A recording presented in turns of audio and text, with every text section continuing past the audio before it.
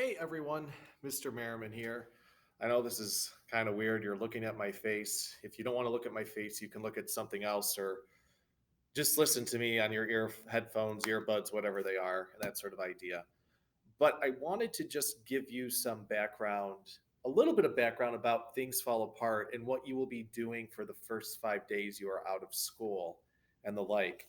Again, the idea is that you will be reading the first 125 pages of the book. That's chapters 1 through 13 and all that fun stuff. That will be listed on Google Classroom. What's important now, what I just want to talk a little bit about is the idea of a concept known as new historicism, because the concept of new historicism is important because your first summative assignment of the fourth quarter will revolve around what we call this type of literary criticism. New historicism is a literary criticism. And when I say the word criticism, I don't mean you're criticizing. It's not like I'm criticizing you for something you wrote on your paper. Criticism, in terms of literature, is a new way or a certain way in which you analyze the literature. Okay. So if there is a feminist criticism of a work, someone who's feminist is going to look at that work of literature through a feminist lens, namely to see how females are treated in the text and the like. New historicism is just that, where you look at a work of literature through a particular lens to get a better understanding for the work and see it from a different angle. And that's what the new historicists do. And what the new historicist insists upon is the idea of historical context.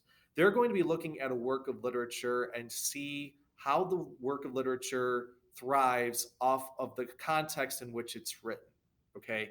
So they may be looking at character analysis, at setting, at plot, and they may analyze those aspects of the work, but they're most interested in how all of those aspects of a work of literature tie into its historical context. Okay.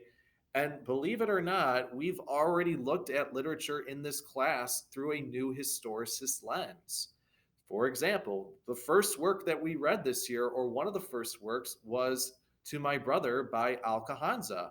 And we talked about her coming from a pre Islamic society. She wrote this poem as a tribute to her brother who was killed in an ambush. And a new historicist would be fascinated by the fact that he was killed in an ambush. So back then, you know, you could very well die your next day, that survival was never a guarantee. And number two, what a new historicist would be fascinated by is the fact that this society, pre Islam, really didn't believe in an afterlife. So it was important to write a poem. It was important for Alcahanza to do so to essentially immortalize her brother.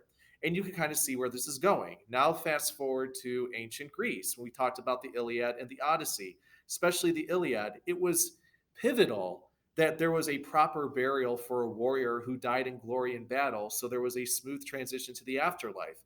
That's why there was so much attention between Achilles dragging Hector's body around the gates of Troy, not just because it was a horrific thing for Achilles to do, but it's also a reason why Priam is so insistent on getting his son's body back so it gets a proper burial. And then fast forward even further to, of course, Hamlet. And a new historicist, we could look at Hamlet and his famous to be or not to be speech. And we, as readers of English, will certainly talk about Hamlet's indecisiveness, which is potentially his tragic flaw. But a new historicist would look at that context and think about, well, back then Christianity was so prevalent that suicide was frowned upon. So Hamlet really has these reservations about suicide, in part because he is indecisive, but also because he's not really sure what comes in the afterlife. And he also feels that he will be punished. Remember that people would cast the bodies of those who killed his or herself outside of the gates of a town and throw a stake through their heart. So that historical context plays an important role in Hamlet. Okay. That's how new historicism works. They're going to look at the history and see how the history makes the work of literature work. So, there go my lights. So, what you're going to try to do is you're going to read the first part of Things Fall Apart and try to analyze it through the terms of new historicism and in that particular context. This is considered a work of literary canon. And you're going to read an article from Schmoop, which is a little cheesy. It's funny at times. A few of the jokes might go over your head. Don't worry about it. But you'll read this article, they talk about canon.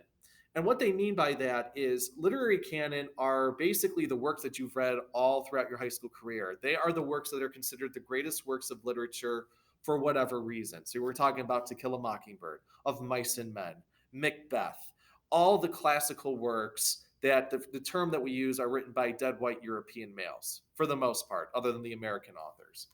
Um, Works like Harry Potter or Twilight, that might be a little more popular fiction. It wouldn't be considered canon. This is considered canon, and why we read it and why so many high schools read it is that it's written by Chinua Achebe, who grew up in Africa and came to the United States. And he wanted to tell a story of people who live in Nigeria, of individuals who live in Africa, and give them a voice. One of the criticisms that people have with literary canon and the works that we choose is, again, it's the dead white European male perspective. It's people who are white, who are maybe possibly privileged, not everyone, who gets to tell their story through their subjective point of view. Okay. Even Harper Lee, as much as we love Harper Lee and To Kill a Mockingbird, she is now a dead white European American female who told a story still through a white perspective. Okay.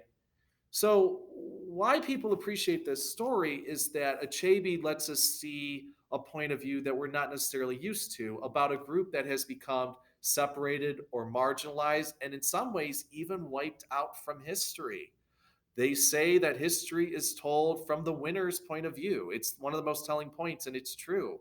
We don't always get the loser's perspective because they've been wiped out, their records have been wiped out, or for whatever reason else, we don't know.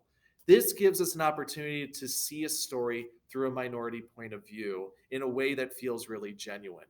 So, your task is going to be reading this first part, and you're going to ask yourself, what would a new historicist say about this work? Well, what would they say? What does Achebe reveal about the tribe? What does he reveal about Okonkwo? What does he reveal about the power struggle at this time? What does he reveal about materialism at this time in this particular region? Those are questions that a historicist would consider and determine how all those aspects drive this story, drive character motive, drive all those things to make this work as successful as it is. So your task, again, is going to be to read part one. And I want you to read the Schmoop article. It goes into greater detail about New Historicism. And then you will answer the prompt regarding New Historicism and criticism and the like. We will come back to this question when we finish the novel because in part two, things get way more interesting and we are introduced to more characters who really shake things up, as you'll find out. Okay? So, in the meantime, enjoy part one, enjoy answering your study guide questions, and then answer the journal prompt, which is worth summative points. So, it has to be a polished work of writing. If you have any questions, I will be available. Mrs. Mason will be available. Ms. Fortner will be available.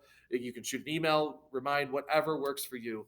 And above all else, just stay safe, have fun if you can, and enjoy Things Fall Apart. We hope to see you soon.